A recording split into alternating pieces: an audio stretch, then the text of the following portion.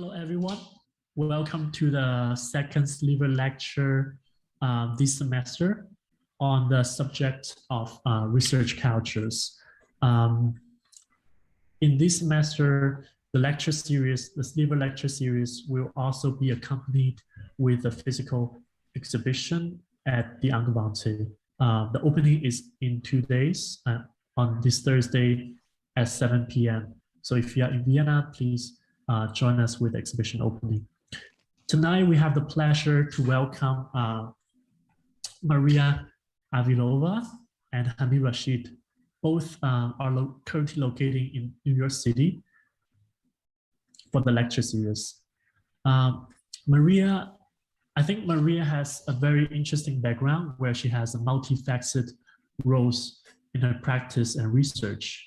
Her work is focused on environmental design, resilience of the cities, and sustainable development. In 2021, she joined AECOM as the global principal of iLAB, an integrated research development, which is focusing on the future of net zero carbon and working on agendas in architecture and other multidisciplinary practice.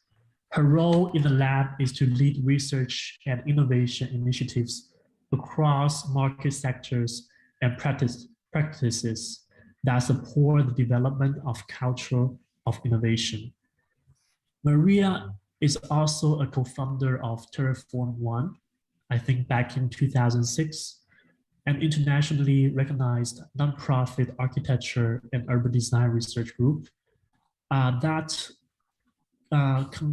combat the extinction of all planetary species through the acts of design. She's also an inventor. It is really amazing that she holds 18 technology patents. She also has been teaching, globally, including here at the Angewandte. In 2020, she published the book that kind of concludes the work at Terreform ONE, titled Design with Life, Biotech Architecture, and Resilient Cities. Tonight's lecture will be responded by Hani Rashid. He is the co-founder of the New York-based architecture firm, Untitled Architecture. Hani is also a professor here at the Institute of Architecture and leads the studio Hani Rashid. So without further ado, let's welcome Maria Aiolova for tonight's lecture.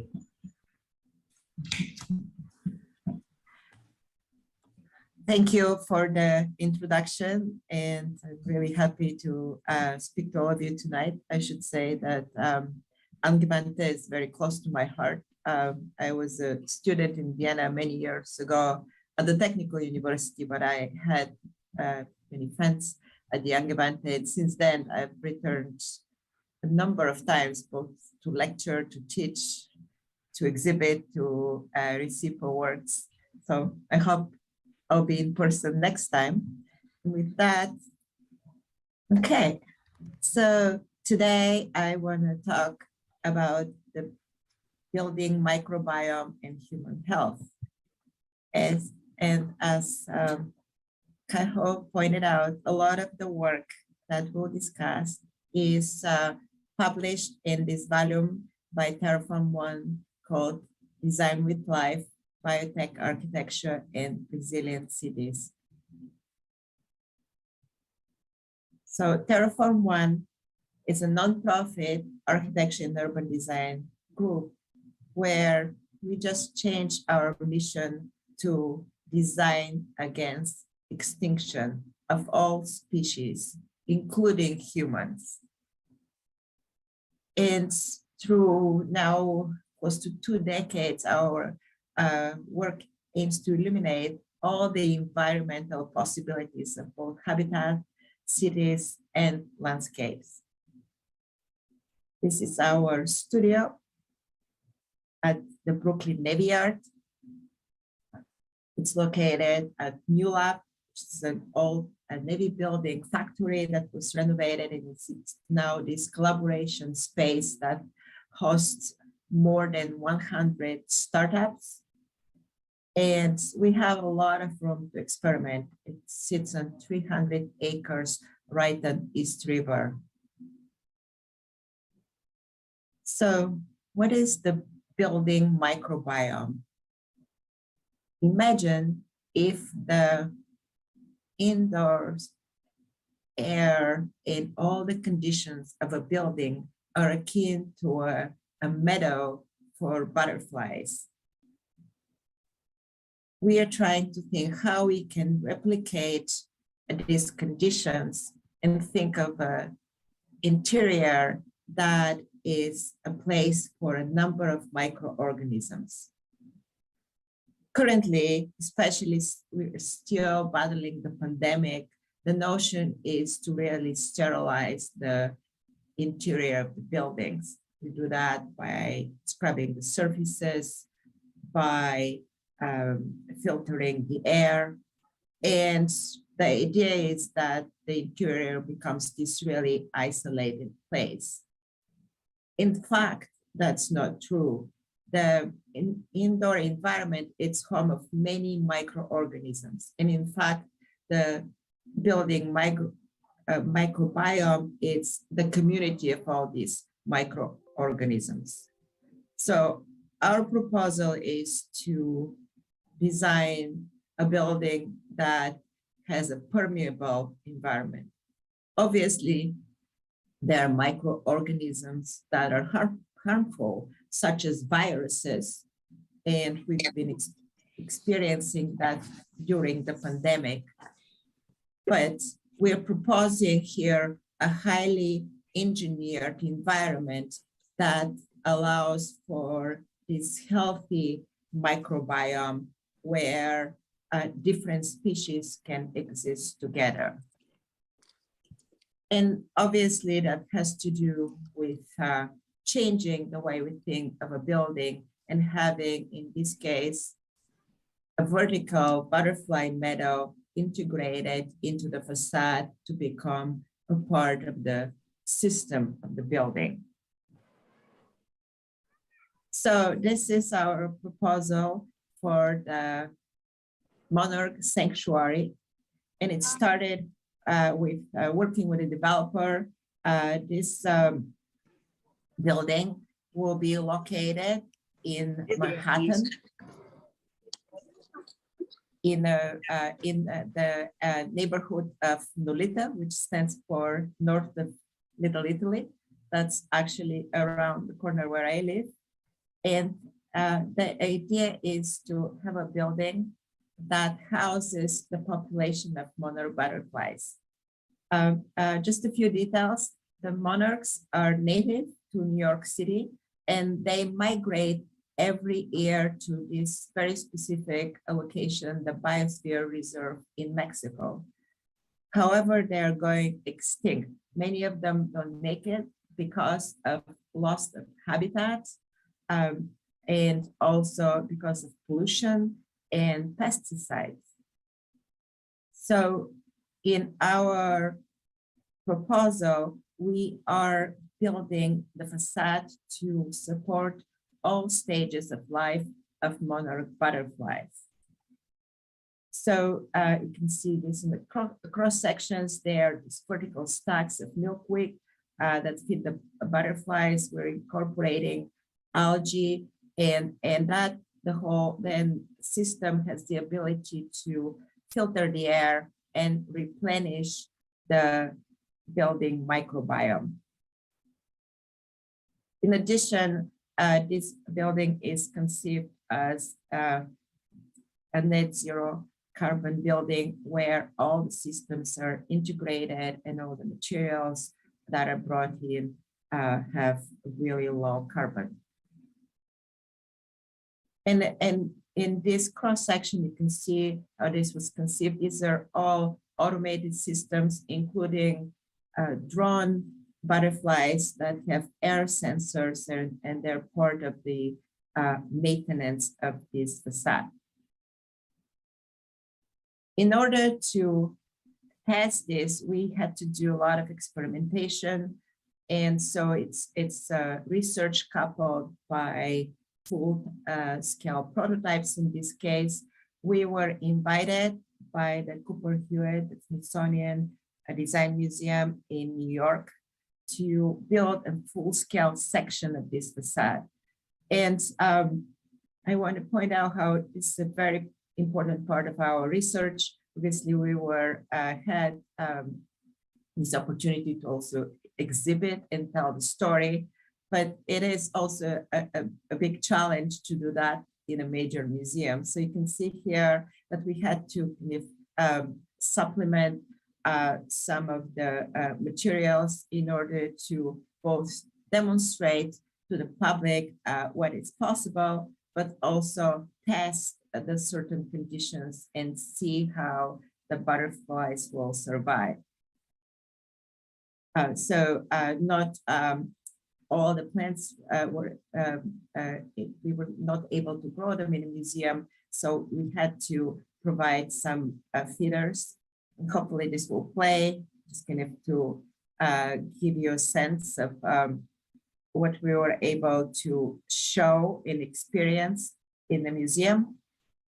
And then here, it's again a prototype of a different type of feeder where we had to give nectars to the butterflies because we couldn't grow milkweeds in a short period of time. This is the design for the feeder. And at the end, again, we hope that building will be realized, but it is an important part of our research to test the possibility and to prove that this is possible. And here again, it's one of the early feeders design. As I said, couldn't grow milkweeds in a short period of time, but they were happy with a slice of orange in this case.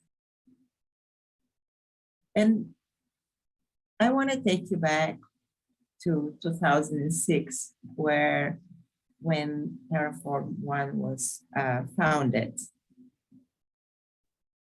So my co-founder, Joachim, and I were classmates at Harvard at the GSD in the early 2000s. And at that time, these ideas of ecology and design were very early in a school of design. So obviously scientists and ecologists have been working on it, but it wasn't part of the intellectual discourse at the GSD, or probably not in many schools of design at the time. So we started a club called Ecology and Design. We invited scientists from other schools to come and talk to us, and in a way changed our curriculum. Of course, now almost 2 decades later, this is all there in all different schools around the world. But we had to break a new ground when we were students. And so with that idea, we decided to start a nonprofit design group that it's a place where both students and young professionals can come and experiment with us. And here are some early ideas here in the cover of Popular Science. And there was an article about our work about the future of the environment called Ecotopia. And what's here these drawings represent is we were going to put the end of suburbia and consolidate all the residences into these tall bioclimatic buildings. Have this canyonnated axis of transportation, separating fast from slow traffic, pedestrians from bicycles, and finally going up in the air, moving with what we call these blimp buses, and of course, jetpacks. We found that this idea was nothing new. Exactly 100 years before us, Harry Petty drew a very similar vision of New York City. What you can see here, they're tall, interconnected building, a canyonnated axis of transportation, in this case, separating automobiles from horse carriages and then pedestrians, and again, moving up in the air in dirigibles. And in fact, people arrive to New York in dirigibles, and there are still towers that exist where they used to dock. We've continued with this early exploration. This is now looking at 42nd Street in Manhattan, again, projecting in the future. What is important to realize here that when we created this image, we said probably now 15 years ago, a lot of these technologies that we are illustrating here, such as green facade, algae facades, daylighting creeks, having food production happening, and the facades of the building, they were in early stages. And while this hasn't happened on 42nd Street yet, we can see that these now technologies and new designs and solutions are being implemented in cities around the world. So again, I want to point out the idea of both research and foresight, but also telling a story with it's very important to move forward in the process. And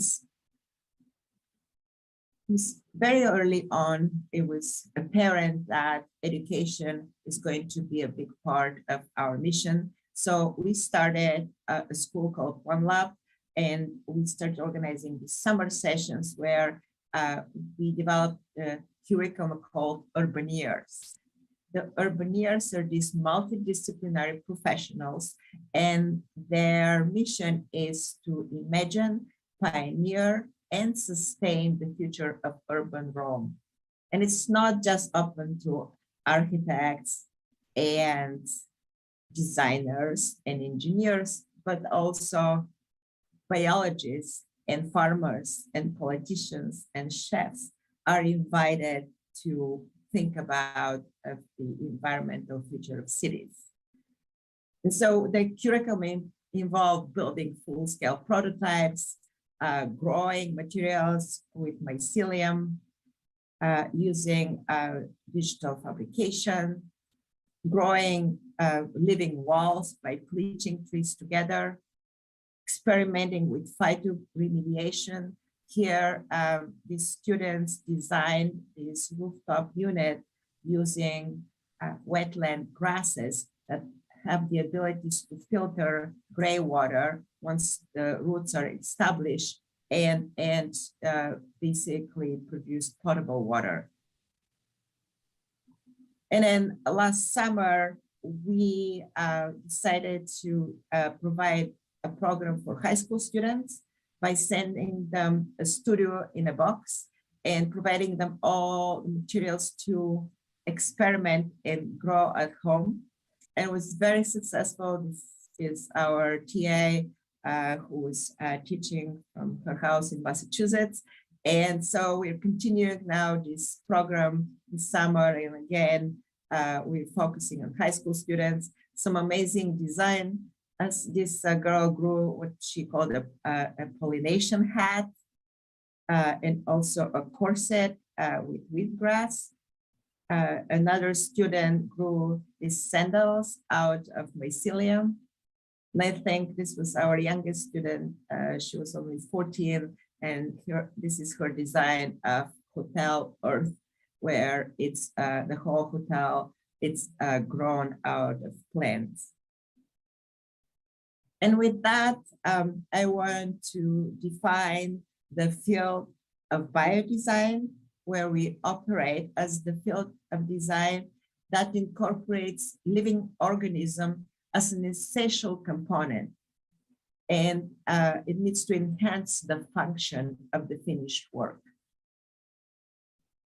So a lot of that work goes back to the beginning of Terreform ONE and one of our early projects called Fab Tree Hub, or Fabulous Tree Habitat.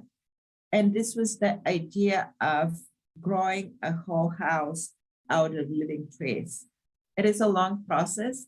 In the climate of New York or the Northeast will take anywhere from 7 to 10 years. However, there are opportunities to start with pre-grown trees.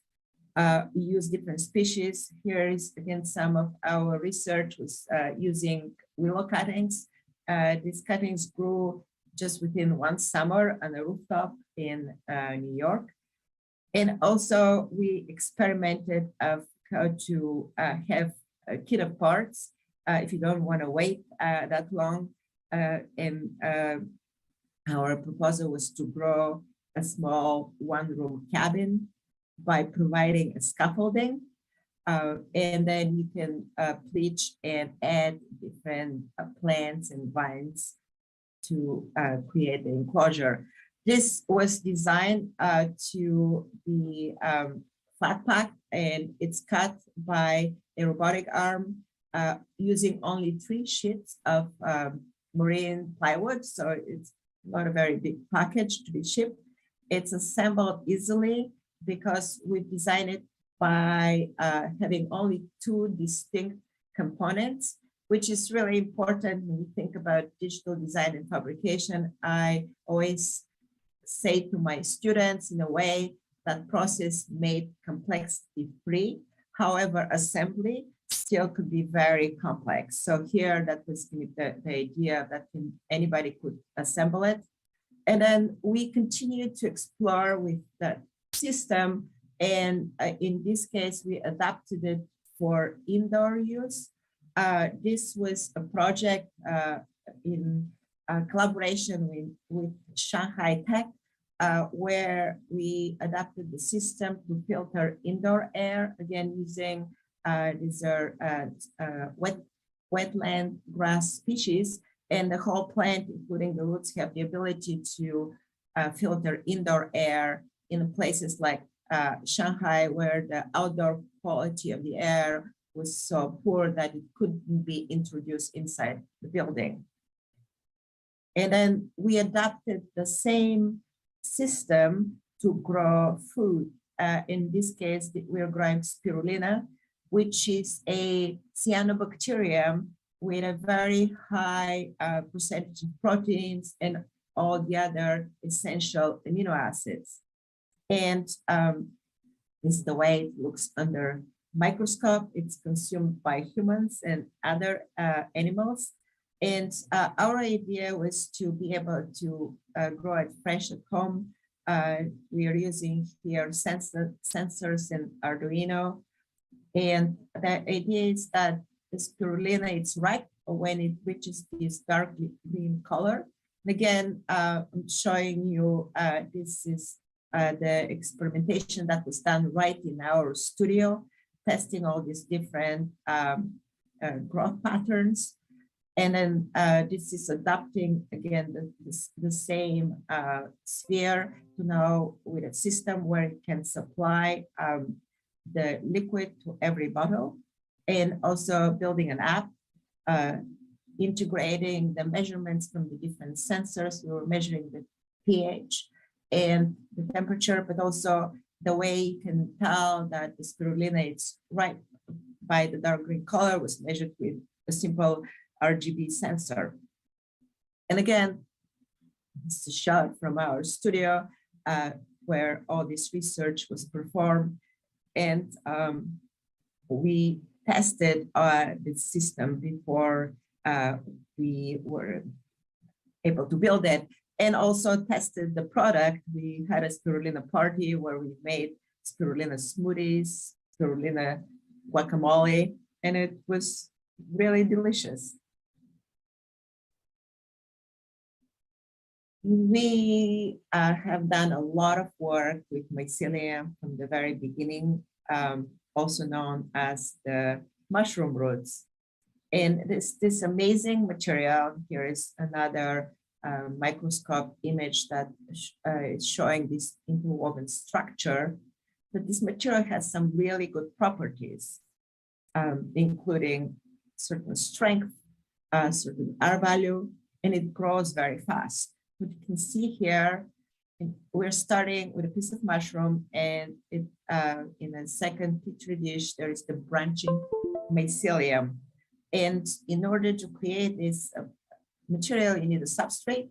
In this case, we are using wood chips, but it could be any cellulose-based material, paper, agricultural byproducts. What you can see here, by day 8, you end up with this densely packed material that can be used in both as a construction material in the interior. Today, there are companies that are making analogous leather, and even there is a mycelium bacon that is being developed.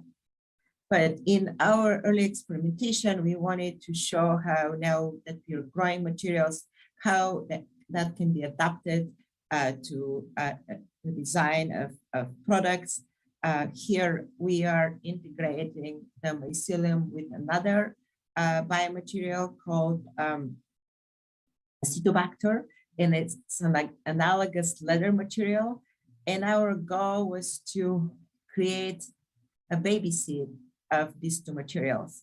And so we studied the properties of both materials. The mycelium has the ability to grow at certain lengths.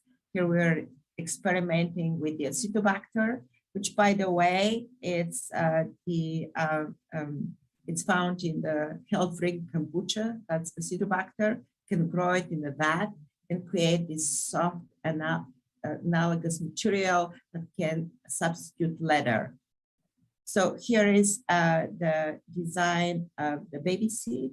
As I said, we had to have a certain shape of the elements. The mycelium grows in optimum strength up to 4 inches or about 10 centimeters.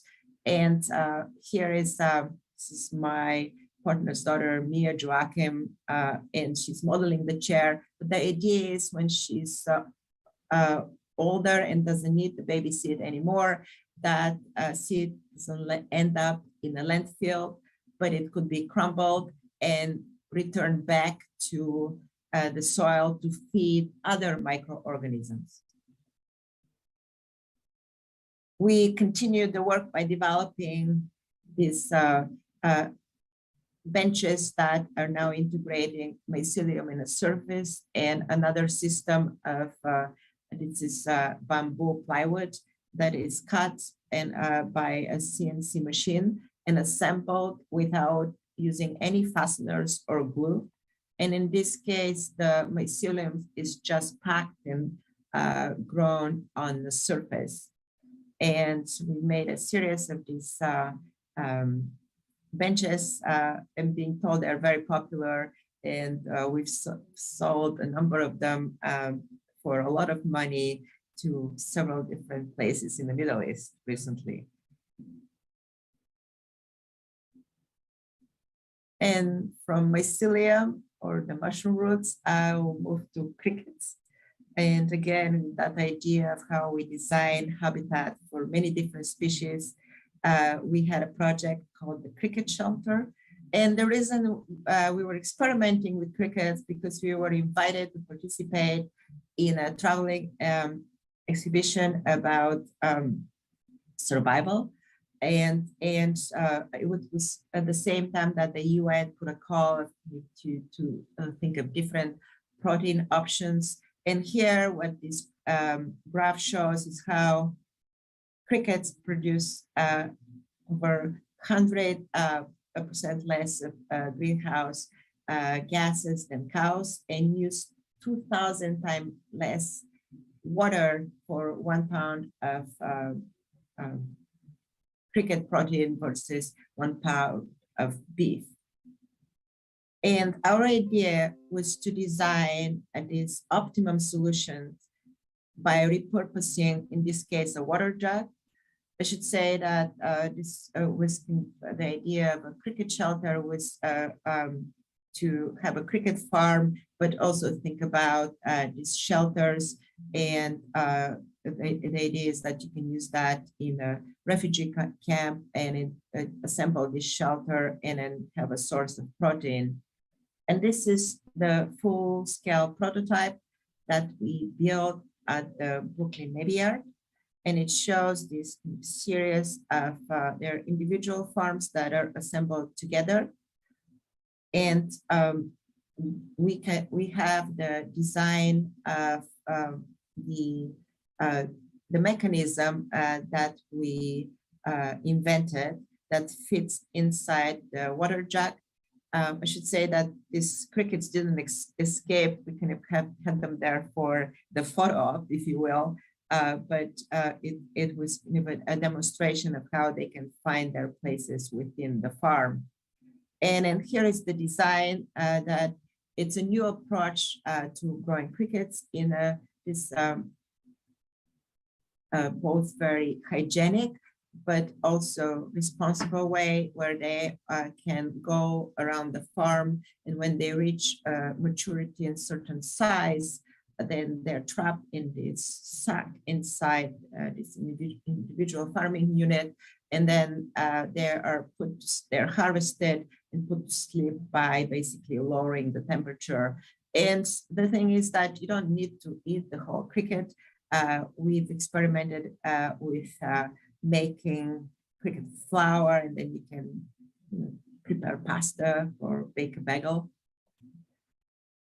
And again, the ability to have a place to build and experiment and test this on a full scale is very important in our research. What you see here, these are these birth chambers where we actually use the verni in a very different way to encourage interactions here. And here it's the mother, and after the crickets reach certain size, they're introduced in the farm.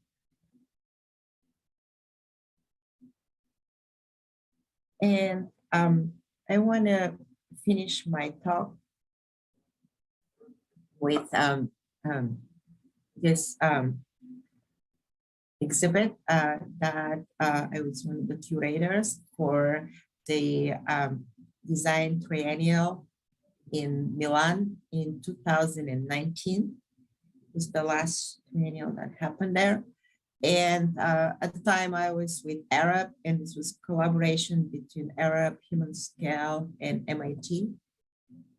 And the call for the triennial, it was by Paula Antonelli, who is the commissioner of the triennial. She's also a senior design curator at the Museum of Modern Art here in New York. And the title was Broken Nature, Design Takes on Human Survival, which is very closely related to all of our work. But she asked some very provocative questions. Is nature broken? And who is responsible for nature? And what is restorative design? And our team had proposed this idea of exploring the whole cycle of materials. And typically the State Department funds the pavilions.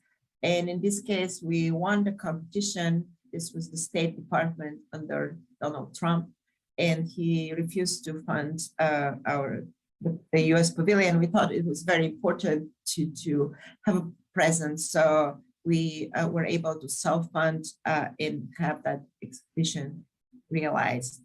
And as I said, the theme was to tell the story of materials.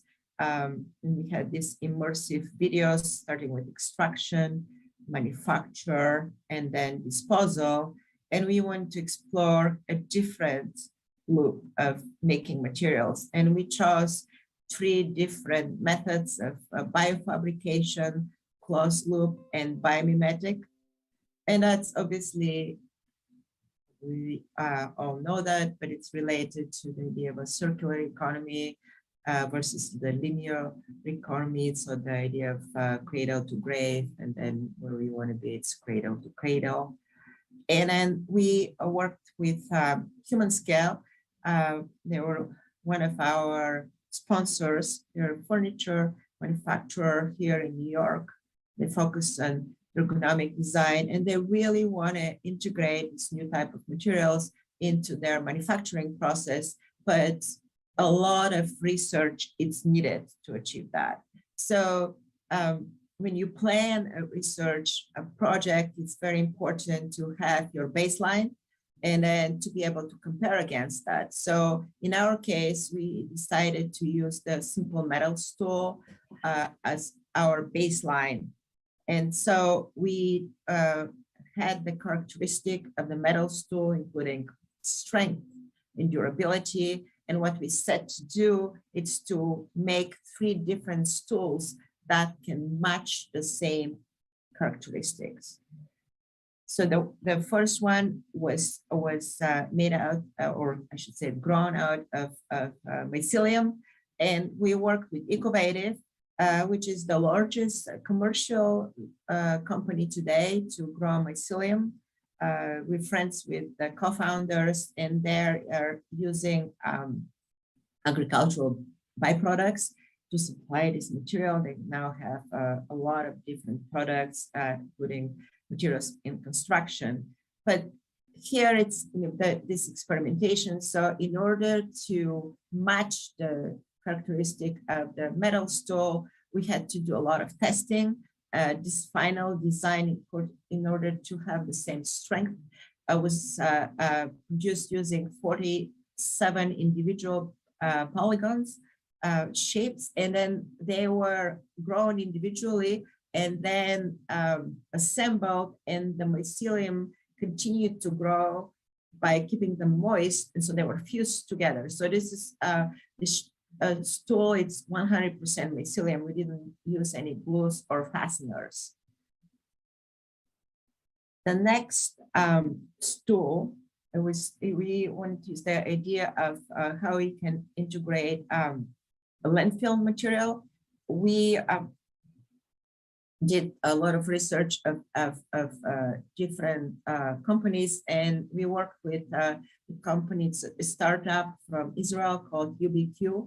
They have the ability to take materials that cannot be recycled, such as baby diapers, and convert it into material that can be formed in the same way you form plastics.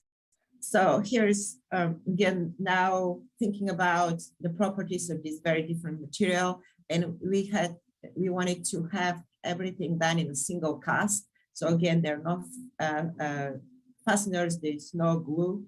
And this is the UBQ closed loop stool.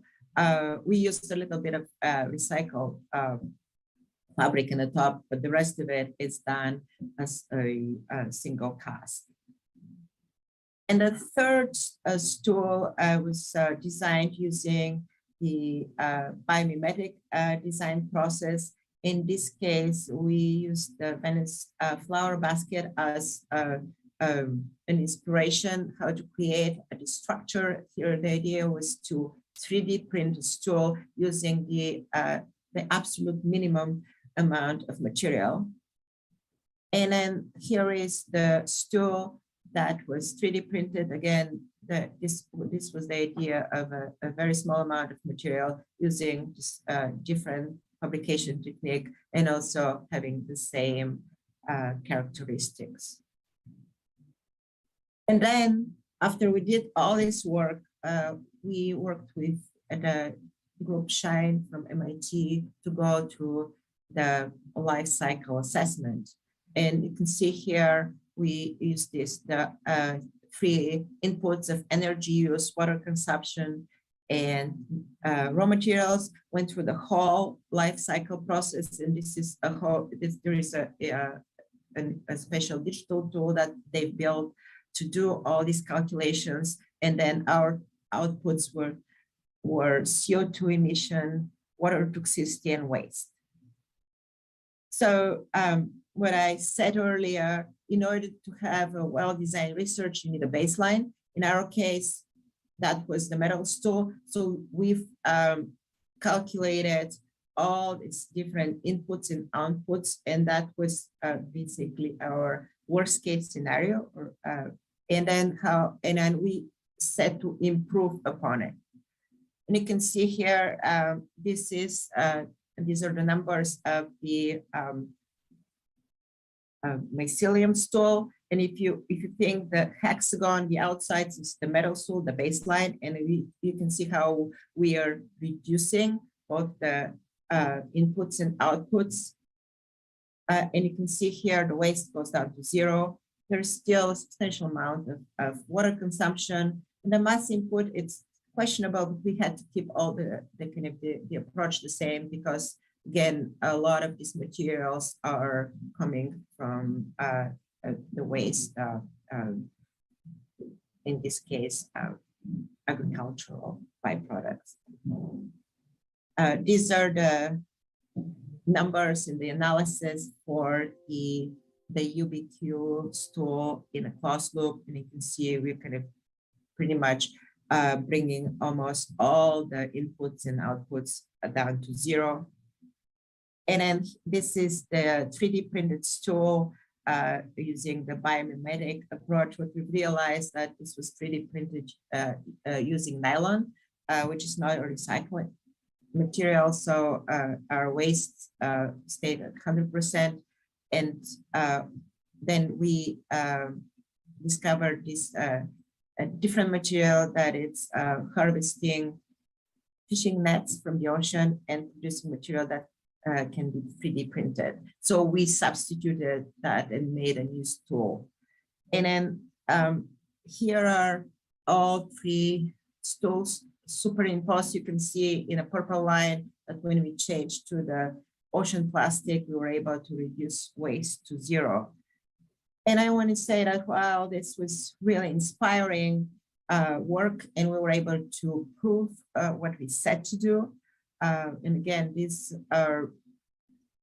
is data that it was really vetted.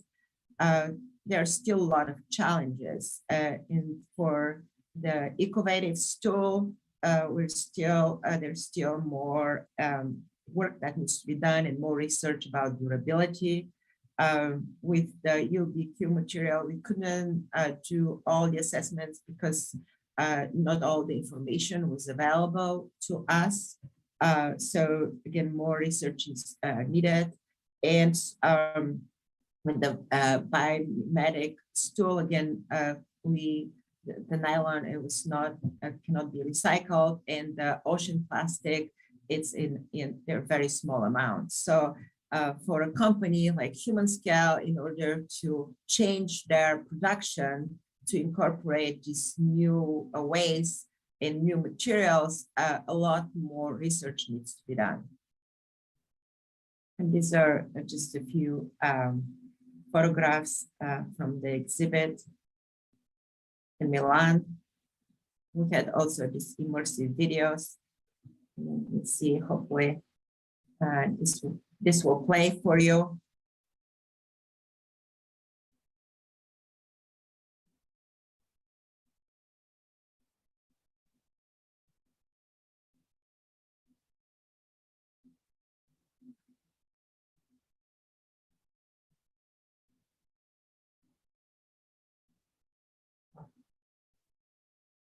I'm not sure.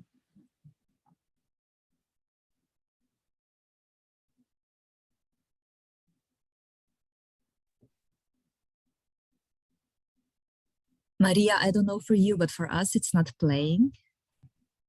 Oh, now it's coming.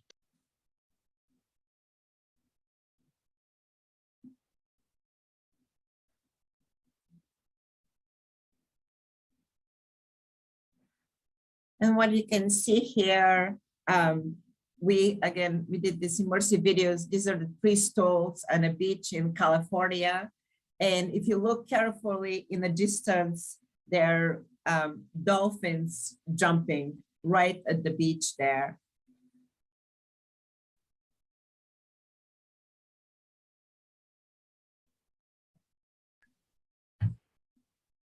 So with that, I want to finish by saying nature is not broken, but it's our responsibility to maintain this very finite equilibrium.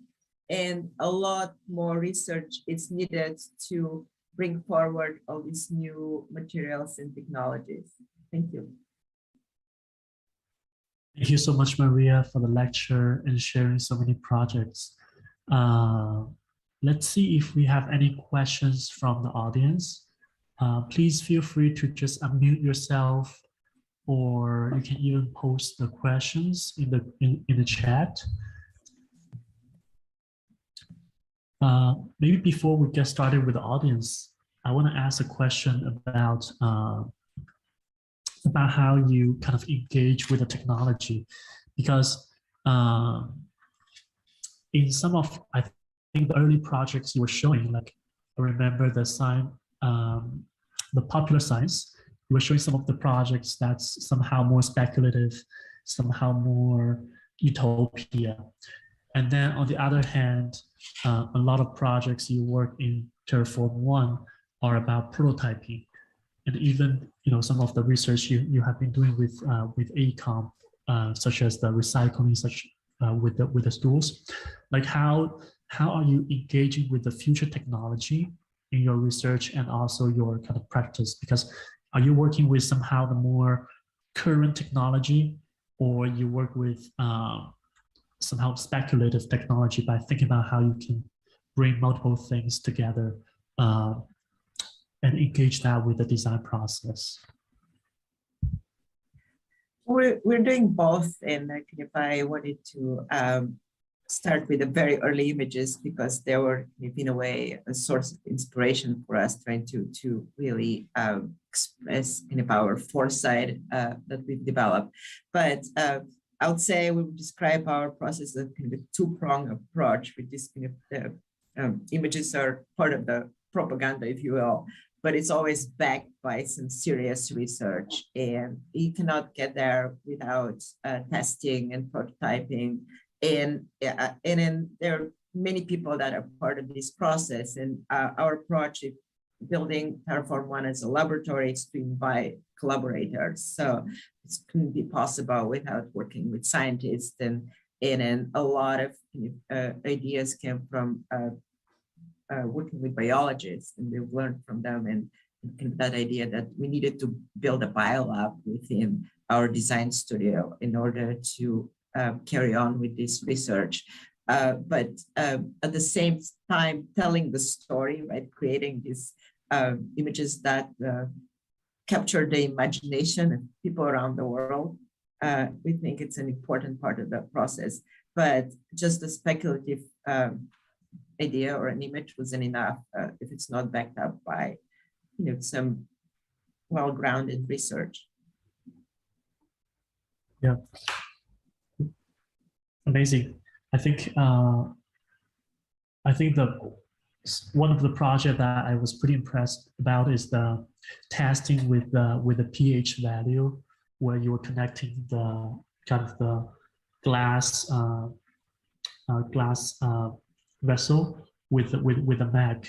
I think that's also somehow like a collaborative work with biologists. Yeah, absolutely.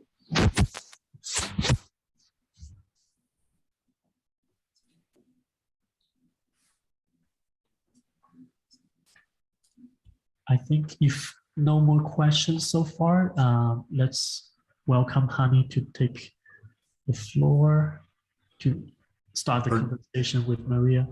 Yes, thank you. Thank you so much. Maria, thank you for that.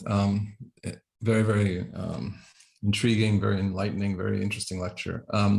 It's funny. I mean, I think we all know the cliche of the of putting a frog in a boiling pot and slowly turning up, or in a cold pot of water, and slowly turning up the temperature until eventually it perishes by virtue of boiling. And I feel like for sure on this planet at the moment, we are those frogs, kind of dealing with so many different aspects of sort of change, from climate change to war, famine, all kinds of things, and especially at the level of the obsolescence of the species, which you started with. Given that we have that kind of reality, I find it very interesting that that COVID finally was a wake-up call in terms of our of certain aspects of that, like the burning of fossil fuel, like the fact that you and I are here in New York, and we are burning some fossil fuel doing this because we're down the street from each other, but we are sort of telegraphing to Vienna and elsewhere, without all that comes with that in terms of travel and so on. But the thing that's a little bit disconcerting, and I'm wondering where you sit on this, is that COVID got us into the idea of understanding certain aspects of social space, and in fact has made some major impacts in terms of that boiling frog analogy for the betterment of the world, perhaps, I hope. But on this front, I can't help but feel really frustrated. And I think the reason for that, and I'm wondering, and the reason I'm asking you this question is because you have been in what I would call the belly of the beast, working for AECOM, working with RUP and AECOM especially, and coming from Terreform. And I can't think of two more disparate scaled practices than those two. And the fact that you were able to go from research-oriented, and I don't mean in a disparaging way, but a boutique practice to the monster practices of things like AECOM. And I think one of the frustrations I had, and I'm interested in your opinion on this, because I remember competing against AECOM in China on a massive master planning project, massive. Himmelblau was also part of the competition. And I remember we lost hands down without knowing why we had lost. And we did an eco carbon zero city and put all kinds of technologies in and hoping very much that it would be a sort of game changer. And understanding of the Chinese at that time, especially, had the power to build cities from scratch, and that we could really set the pace and set a paradigm shift. We lost the competition, and we didn't hear from the client for about 6 months. And then finally, we got a call from one of the assistants to the client, and they said, "Well, the reason you lost the competition is our client wants a city." And I said, "Well, we did design a city." And they said, "No, but he wants it to be like Chicago." And I was like, okay, what does that mean, right? And what it meant was the asphalt streets, the high-rise buildings, all of the things we know are in fact completely wrong to be building, were what the client desired as a kind of image for a large-scale complex out of Changsha in China. So, so for me, AECOM stands for in terms of that particular competition, like a kind of that their ability to process ideas and understand clients' needs at a very kind of at a financial and economic level are very, very strong, much stronger than any of us can even compete with. And so my question is, and I do have a question, is having seen the belly of the beast, as I would say, and maybe I'm wrong to say it that way, what is it that's holding back a kind of watershed moment like we had for COVID and social space? And I know that the calamities are all around us, but what would it take for these large mega corporate practices that have a lot of power to finally say, we need to incorporate mycelium, for example, writ large, or we need to do something at a scale that actually has an impact on the building industry, on urbanism, on practices like mine, and so on. And I think that I don't see happening. And I live in a city like you do. We both live in this city, and this city has remained the concrete jungle, despite all of the fantastic ideas that come out of here, and especially out of your group. Nothing really changes. The water just keeps on boiling. So maybe you can try and help me understand, or help us understand a little bit, especially all the students here who are heading into the profession. What does it take to really move the wheels and see things change, as opposed, because everything you're doing is fascinating and amazing, but there's so many of these things happening, and if maybe effectively at the end of the day there's enough momentum. But I'm interested in that watershed moment where we start seeing this implemented larger. Well, it's a very big question, and I'll start by saying that things are changing, but it's taking some time. So maybe we're not seeing the evidence yet, but I insisted to explain my personal decisions, like coming from Terreform and from academia and joining first Arab and now AECOM. It was because I saw this opportunity of how I can take the ideas that I developed at Terreform ONE and bring them on a large scale and to be really impactful. And I thought that I had to be within the industry and in big firms in order to achieve that.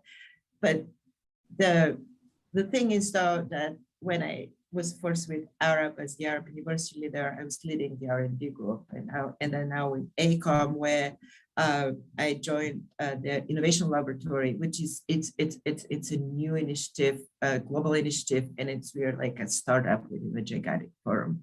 And I'm happy to report that things are changing, and the fact that there is this major investment that is being done in research and development, and I felt like it's now happening in industry, and it's kind of a way to directly implement it in the project. I mean, and as you know, design projects, large projects, they take decades sometimes. So it will take some time to see the results. But what I am really excited about is, I mean, my mandate at the Innovation Laboratory, it's to bring net zero carbon to the built environment through high performance.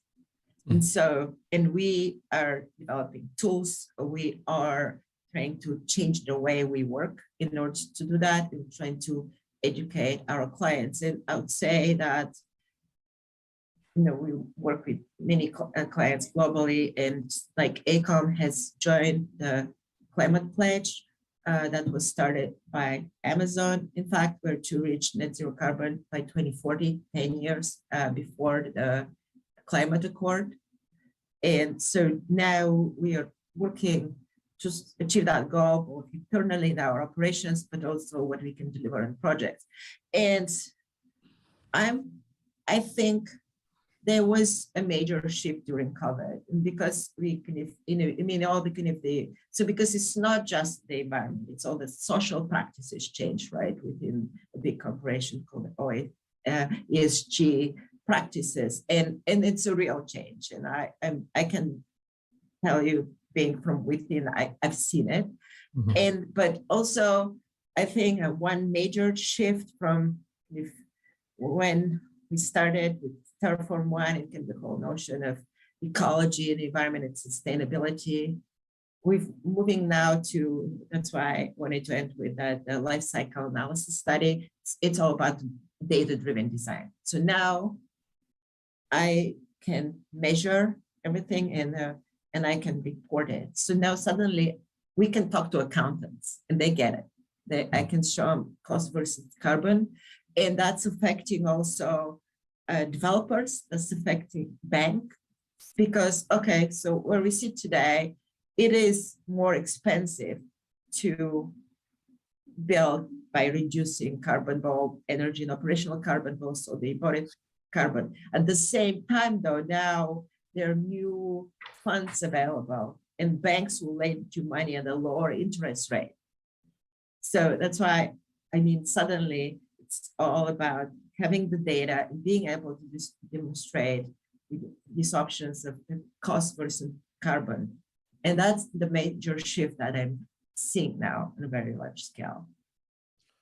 So you'd say it's economic drivers that are the real, let's say, the kind of necessary reality check that we need to make. We need to understand that if you can get into a numbers game, then we could meet a larger because I recall, and again, I'm sorry to have another negative story, but I did a master plan in Prague for a very big project, and we had in fact commission. It was a commission, and I remember sitting with my client and showing them all of our net zero. This is quite a few years ago now. All our net zero and sort of all the things we brought to the project, and he said, well, can you just add it up for me? What is this going to cost me? And of course, it was hard to compete with not doing it. And, sure enough, the client stripped off so many of these things because he saw them as basically accoutrements, and at best a marketing strategy to sell the property. So, you see this happening all the time. And I think the question, the fact that you are there, again, I call it the belly of the beast. I don't think you can say that, but I can say it. I think that, it does need a sort of constant hammer on the head as to what we need to do from that level. And those are the companies that can do it, right? Because you have the momentum and the pull. I mean, it's both.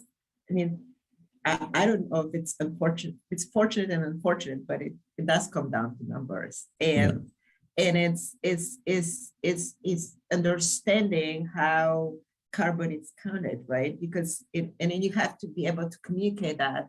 And I don't need to kind of put the accountants down, but you have to be able to explain it to an accountant. No, because it's because you have obviously the immediate investments, and then also, the whole life cycle. And so you may not recoup your cost day one, but then over time, and that's why projecting into the future, and we know we'll have cleaner grids in 15, 20 years from now. And so electrification today may be more expensive, but we know it's going to pay off. And then really showing that and being able to do all these studies. And in a lot of my work now, it's to create these tools of what we call it early optioneering, even before design, to think about what is it going to cost if you use mycelium sheetrock, right? And then how it's going to get paid off, and being able to show all these scenarios. But I also, as well, it is on the developers in the construction industry. I think we as designers have responsibilities to think in a different way. So because the way kind of design happens and we move through different stages, so we never talk to the construction company, right, that is going to be building the building. And I think in a disintegrated approach, everybody has to come around the table in the beginning, make certain decisions, make sure because we understand each other. And as I said, I'm hopeful because I see that happening within a very large corporation. We have a construction management company, and they're approaching the innovation laboratory saying, we need to know, we want to deliver this to our clients. How do we do it? But it's changing the way we design building. That's our responsibility. Yeah, no, I agree. And I've often said that our job is, my job as an educator when I work with my students is yes, I'm trying to train people to be great designers, great, thinkers, innovators.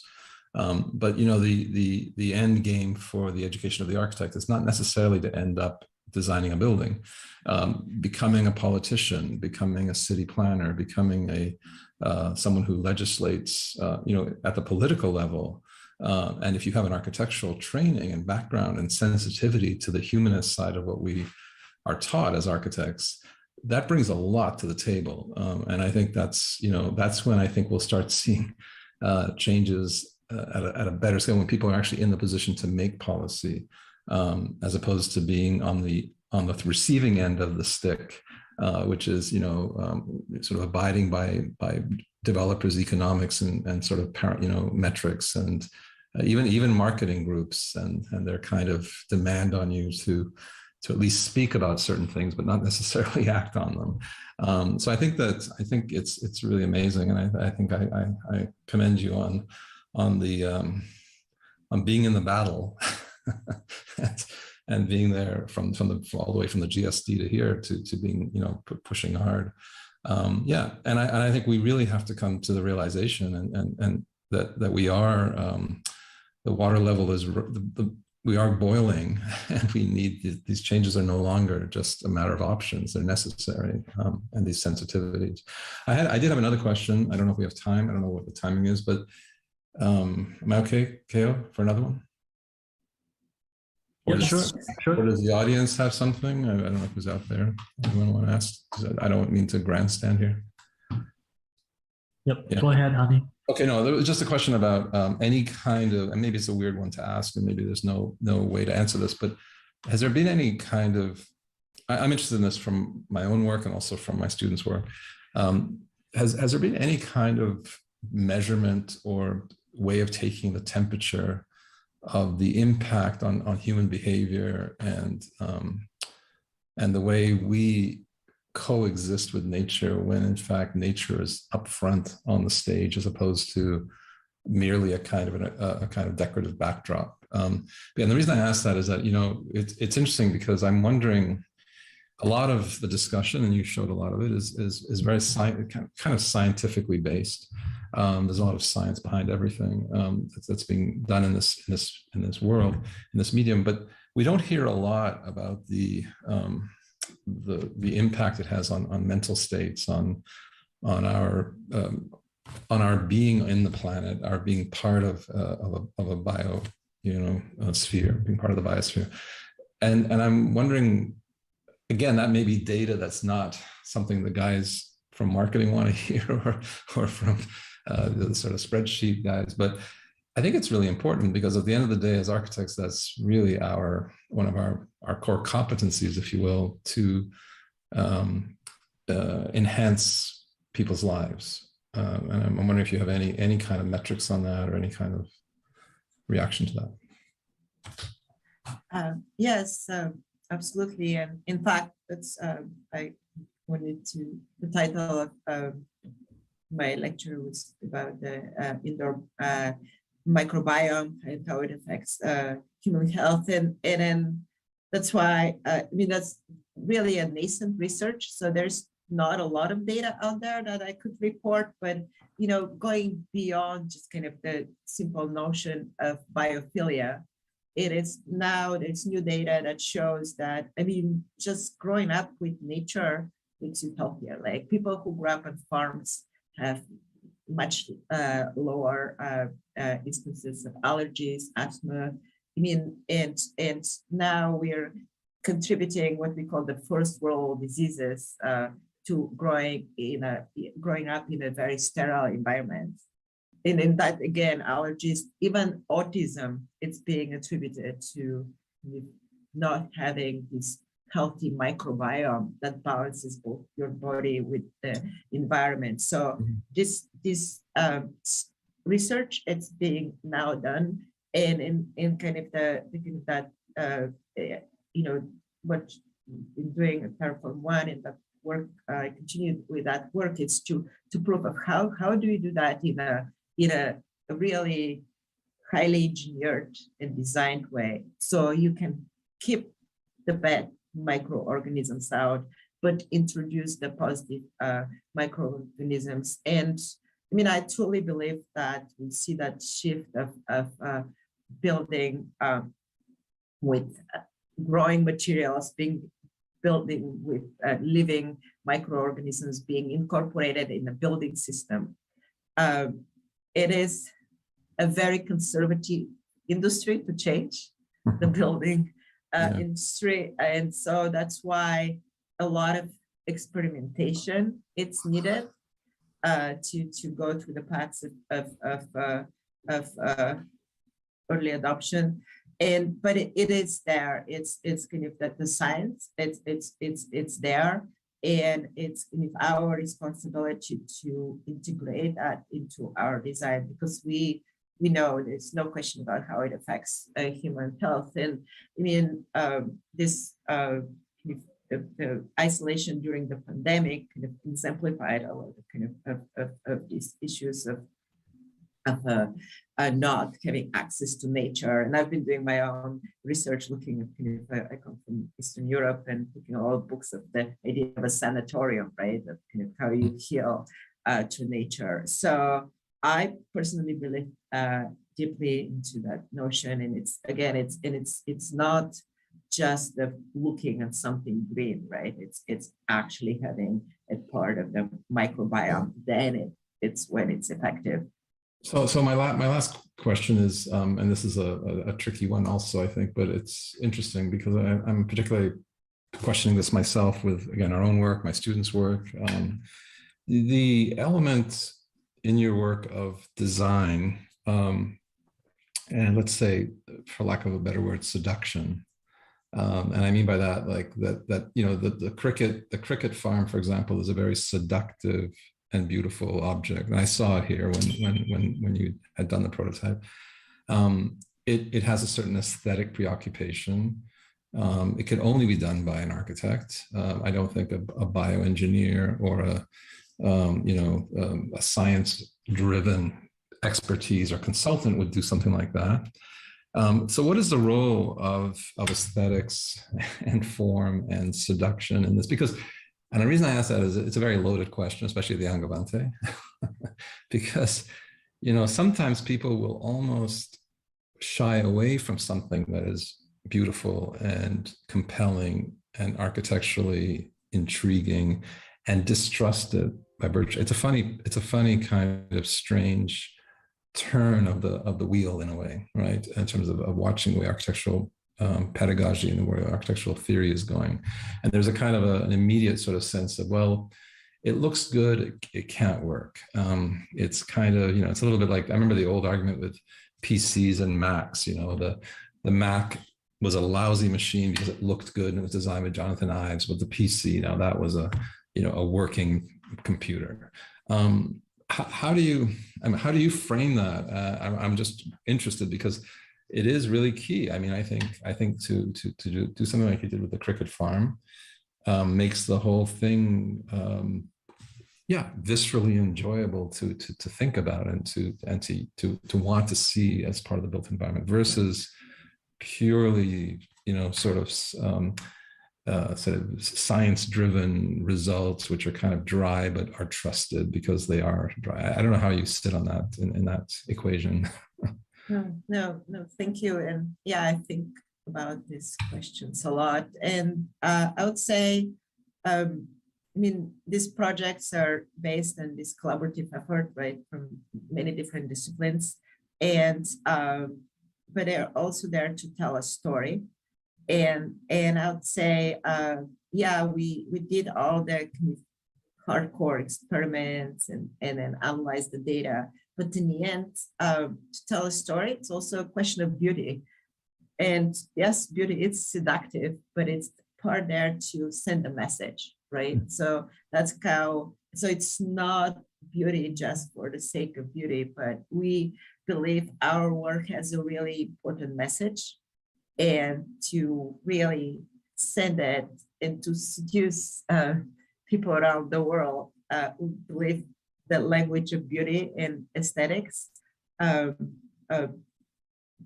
it's important. And I have to admit, a lot of these designs are, we use the term very heavy-handed, right? I mean, they're kind of, you know, we could have made the cricket shelter in any different shape, but they're kind of there to really kind of tell this story of illustrate the possibility.